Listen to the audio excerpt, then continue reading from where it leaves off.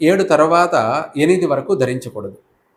7 నుంచి 8 8 గంటల వరకు అంటే 1 గంట సమయంలో మాలను ధరించరాదు.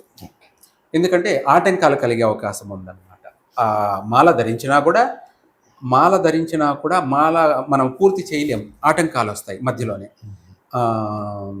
ఆ మధ్యలోనే మనకు ఆటంకాలు రావడం, మళ్ళీ తీసివేయాల్సిన పరిస్థితులు కూడా వస్తుంటాయి. ఓకే, 7 to 8 మధ్యలో వేస్తే ఆ గంట సమయంలో. తర్వాత వచ్చేసి లేదంటే తర్వాత 8 తర్వాత అయినా సరే మాల ధరించుకోవచ్చు. ఈ యొక్క భవానీ మాలను మనము తులసి మాల ఉండాలి మెయిన్ ప్రధానంగా. ఓకే, తులసి మాలకి ఒకటి.